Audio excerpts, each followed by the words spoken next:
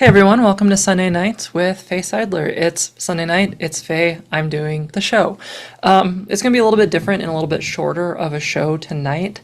I honestly am too busy to do my normal weekly report, but I wanted to check in with some of the stuff I'm working on, which I honestly just talked about last week, to kind of give you an update with where I'm at on the stuff I have going forward. Basically, why I'm so busy that I can't continue to put out that great information I do every week. All right, so the first thing I'm going to show you is the pulse, the pulse. Beep, beep, beep, beep, that kind of thing. Except for it's going to be news about North Dakota legislative actions, policy, democracy, all the stuff I think is really cool. So I'm going to get my screen shared because I actually record this on Zoom, so this is like what it's designed to do in the first place. I am showing you my website. It's a good website. You should check it out. It has a lot of good stuff going for it. But this is now published. It's now live, The Pulse with Faye Seidler. You can go here. I will have constant updates about action items, things you can do, what's going on, and all of that fun stuff. I'll have videos going on every day from January 1st to the end of session, which will be sometime in April, early May, depending on what's going on. It's an 80-day session as of January 7th, but they usually finish early. This talks about what this is, where it goes, what I'm talking about. It's not going to be a big engagement. If I want to do like an hour-long episode or anything like that, it won't be the Pulse. It'll be something that's its own thing. But the goal of the Pulse, the goal of what I'm doing here is that I did a lot of effort during our 2023 legislative session to inform people, and there wasn't a great way of doing that. Like I was emailing people a lot of information that I don't think they had time to really digest or get to. So I wanted something that was short, concise, easy, engageable, and shareable that really lets people know what's going on. The stuff I share, there's no direct thing that I'm going to be working on necessarily. I'll be working on stuff that correlates to suicide prevention, social work, human rights. I'll be also looking at all the LGBTQ plus stuff, but there isn't really a bill that I'm not going to look at or will look at. It's really going to depend on what bills happen. There's a lot of bills that are, how the government works or funding for the government. I've looked over 200 bills so far that have been introduced by the government or by our, Senate and House within North Dakota legislative session. Nothing too like a lot of it's about funding right now, and some other stuff that is kind of specific to, let's say, social work or to healthcare or to specific organizations or sectors. So nothing too controversial so far. But I just want to let you know I have a very wide net I'll be casting that is anything that seems important for those core values. Suicide prevention, social work, and human rights. That's the main thing that I care about. I have some information for calendars and resources put out there. I want to say a lot of this information came from one democracy champion, Whitney Oxendahl, who has been just incredible with a lot of different things that she does for our community, especially in Fargo, but also for volunteering and doing work kind of across the community and state.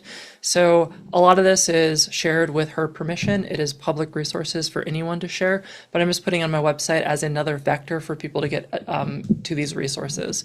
So something that they put together was all the important dates that'll be here. This will be changing. This is not going to be a static website page. It will be constantly changing. So after this goes, you don't need to know about it. I will just delete that and it will be gone. And, for prosperity's sake, will be added later. But this will be an active resource. It will be constantly changing, constantly updating. I'll also be adding more stuff to it. I haven't had enough time to focus deeply on this because I've been working on the State of the State report. So I've only probably put in like 8 to 10 hours on the stuff I want to do for the Pulse so far. But it'll be the main legislative, like all the main resource links are here. So you can find our actual legislative page. You can find all the bills happening during session. So if you just want to look for all of these bills, you can look through them like I have. It's a super fun time. Or you can try to search by keywords. So if you want to search for, I don't know, social work, I know there's something coming up looking at social workers. It's a really intuitive, easy to use. I learned all of this 2 years ago kind of by myself. So it is really approachable by the average person to basically look and follow what they would like to. The other resource here is if you want to contact any of our legislators. This is all public information, and this was kind of gathered by multiple individuals as far as I know. But this is just put in one sheet. So if you want to find out who your representative, if you want to see how to contact them, you can. If you want to see what committees they're in, you're able to do that. that. All of this you can actually find within the platform here, but it's all there in one easy place. And then going down here is more work from Whitney Oxendile, who is just completely doing an incredible job at looking at all the organizations with kind of the shared values that I mentioned before: human rights, social work, just stuff that can reduce suicidality or increase protective factors. So it has a list of all the different organizations that do things by value. You don't have to care about the things I do. I want you to connect to the things you care about. That is always going to be my goal, really, is to empower people to do what they want. I believe strongly in a representational democracy, which means that I'm not going to agree with everyone and everything, and that is fine with me. I think that when we come together, talk to each other, find common ground, we do end up with better policy. So if you care about things like local food, if that's your jam, then maybe you should look at the Indie Local Food Development Alliance. If you care about labor, there's the North Dakota AFL-CIO. If you care about civil rights, there's ACLU. If you care about criminal justice system, there's the F5 project. Each one of these organizations probably has their own bills that they track and their own stuff they're lobbying for. I probably can't track every single thing that's happening in the session, even the stuff that I care about. I will focus on LG Plus stuff as the central point, but I will be trying to find meaningful actions. I've invited organizations here to basically let me know what's going on that I can put into the pulse. Keep in mind that legislative session tends to be a lot of running and then a lot of sitting still. So usually the first 2 weeks between January, well, not the first 2 weeks, but January 14th through the 28th, that is like a really big time. A lot of stuff happens in that point. And then a lot of stuff doesn't until crossover, which happens, I believe, in March. And then similar thing happens where there's 2 weeks, a lot of intense, busy work. There's a lot of stuff that happens in session. I'm not going to go through all that tonight. I'm just kind of letting you know what these resources look like. You can actually find the original spreadsheet for this. This is just a graphic that's easy to share and engage with. But if you want to see even more information about all of these resources, as well as how to volunteer for them, ways to become members, that's all available by the resource put together again by Whitney Oxendile. So it's just fantastic work. Like, most of this is just go check out Whitney's resources, or some of the resources that other organizations have been putting together or putting work on. So that's kind of what's going on with this. So as the session goes on, I'll be updating this. There'll be videos every night from January 1st going on. I think the first week will probably not be too much to report on. I'll probably just be talking like I am tonight. Just, here's what I know so far. Here's what's going on. Here's what people are telling me. But the reason I'm not too in the know of it right now for the Pulse is because I've been working on the State of the State report for LGBTQ plus youth. So I'm going to show you a little bit about what I have done already for that report. It's not anywhere near complete. I'm hoping to have it complete by the 1st, so I have a couple of days. Honestly, though, the 1st is a holiday that I realized, so I'll probably actually be putting it out on the 2nd, just so people will actually check it out or see it, and then kind of advocating for it for a while there after that. Good words, good sharing of words, but I'm going to share what I have for it right now.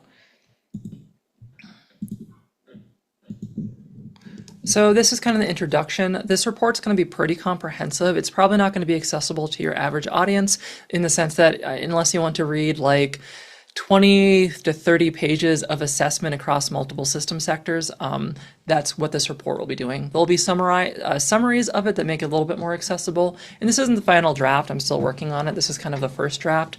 And I'm okay with showing you this because it's like, you don't have to be perfect. We continue to work on and develop things. But here's a summary of kind of the data I'm looking at, where it's from. I have cite here because I don't know where all my citations are going to be or what numbers are going to be. So for now, it's just cite. I don't know if you ever get to look behind some of how these reports get created, but that's where we are right now.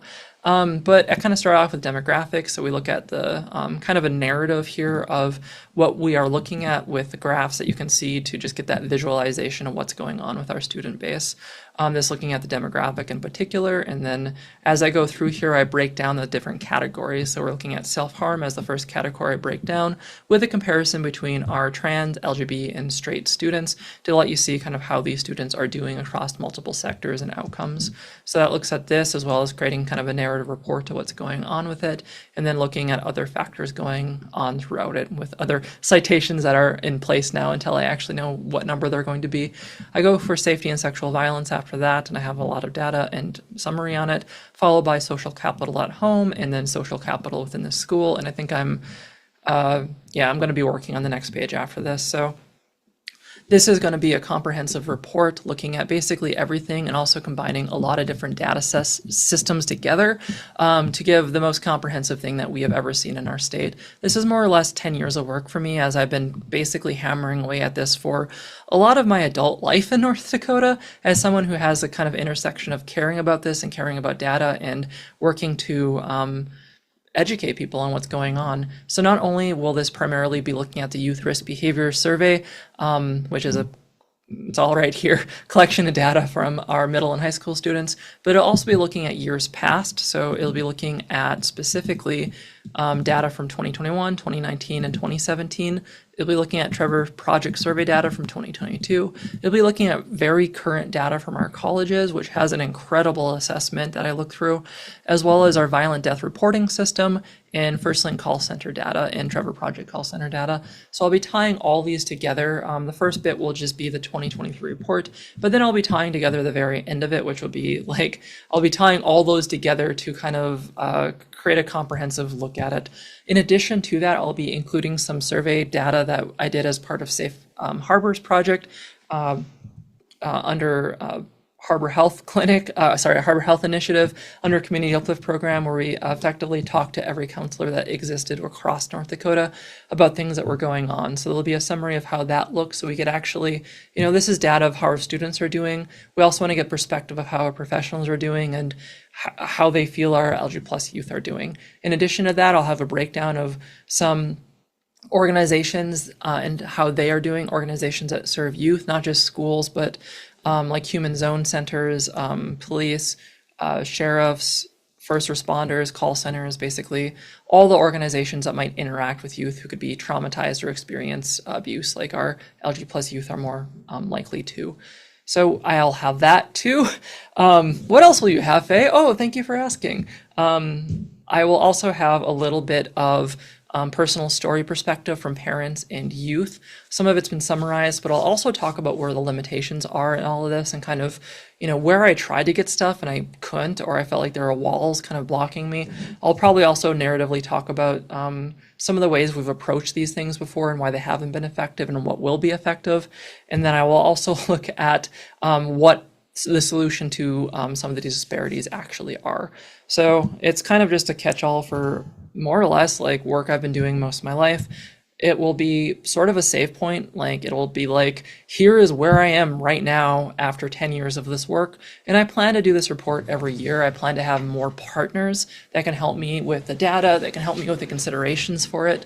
So this is just basically the start of the rest of my life in some ways. And that's kind of what I have. The last thing is I have some summary sheets too. These are actually more or less done. There's not going to be much changes to them, but our youth risk behavior survey asks like 100 plus questions for high school and then a little bit less for middle school. So what I am like summarizing very quickly in like 4 pages up there is 200 some questions into 4 pages.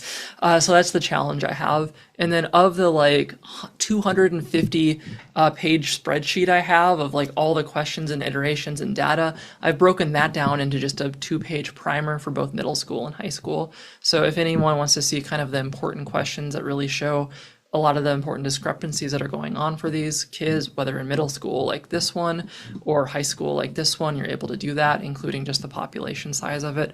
So we're looking at how many students are actually being impacted, so it's not just percentages. It also talks about where all this is coming from. While here, I might as well shout out Mark Winkleman, who has been the data expert that has basically been getting me this data for the last 8 years, which has been like the reason that I am the data expert in North Dakota is because they're a data analyst researcher person who takes that data, works with our DPI and schools to translate the state survey into something digestible for professionals. They're the ones that have gotten me all of the data that I've ever had since I started asking. They're the ones that are making this report even possible. So Giant shout out to them. I know data really well, but I'm not a like epidemiologist. I'm not a statistician. So I don't have that high level of acuity for knowing data. So I trust them. I trust those professionals to get me really good, clean data that you can trust. And then what I do is I just try to communicate that to people. That's basically what I do. I make sure that the data that we talk about, that we utilize, can be something that you don't have to look at a 250-page report. You can just kind of go through all of this and get a really good understanding of it without having to know as much on the data back end as I might, or having to be like a data expert like some of these analysis people are. But I'm still working on this. I have to continue working on this since I have that deadline on the 1st, which is why I'm not able to do the show tonight. But I'll get this published, and then from there, I'll just keep on doing that work. I also want to just be an update that my website in general, and I'll stop sharing my screen here. Yay, Prezi. No, yay, Zoom. I just want to let you know that I'll be working on my website. A lot of it's really outdated now. I've just been so busy all year. I haven't had a chance to do anything with it. Like I've wanted to do stuff with it since like May, and I've just been too busy. So I've kind of set some time aside each night to just work on my website, like an hour or two, to get some stuff updated. But really, I have so many great things I want to include there. I just haven't had the chance, and it's not bad that I'm busy. Like, it's good. I'm doing things that are important. But just behind. I also want to do a year-end report for all the work I've done in 2024, like I did in 2023. So that's going to be coming up probably sometime beginning of January. We're going to keep my fingers crossed, maybe keep your fingers crossed, that the state legislation, lawmakers. Okay, that's perfect. We are going to hope the lawmakers just do not try to hurt queer people this session, and then I will be a lot less busy. Like, then I can focus on just a couple of things as a supportive person rather than being like the lead behind some of it. So that's kind of what we're hoping. I usually have about 10 to 12 hours of good work in me a day. I can't do more. So that's what I have going on.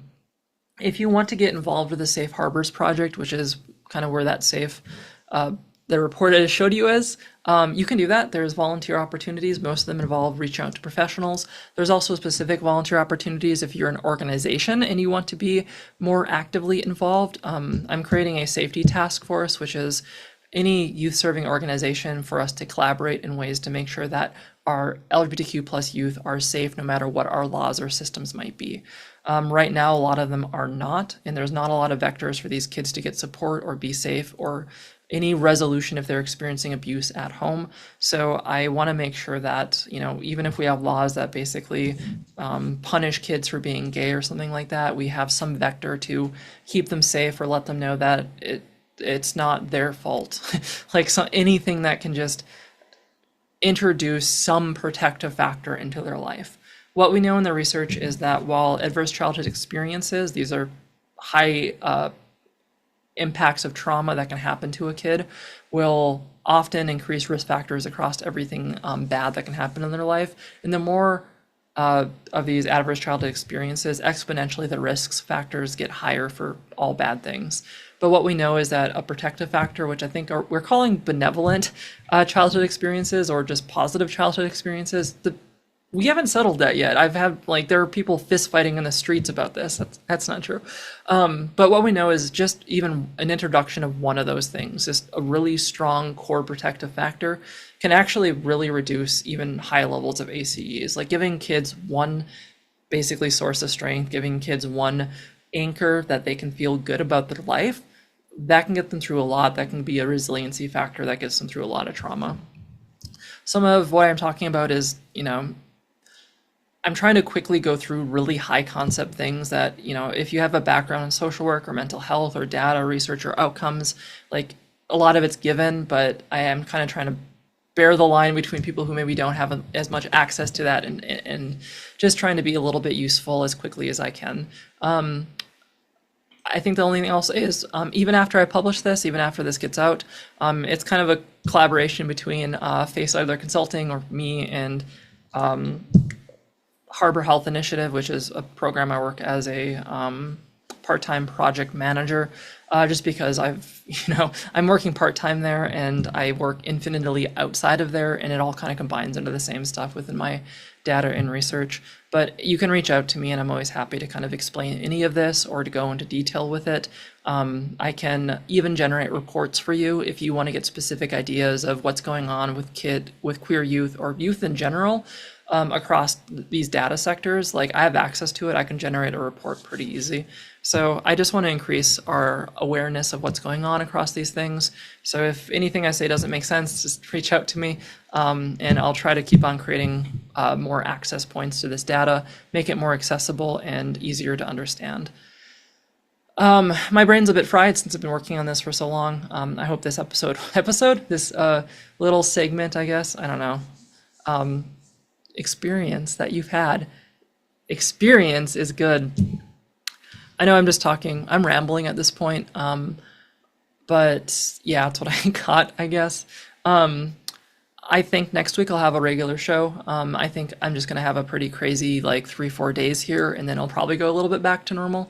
One thing is that there hasn't been a lot of updates for news. A lot of people kind of take this time off, so I don't have a lot to report, but coming up next week, I'll hopefully get back into my groove of like having different events and things to look at. So yeah, thanks for joining me tonight. Hopefully that was useful. You have a good rest of your night. Bye. Bye, bye, bye, bye, bye, bye, bye, bye, bye.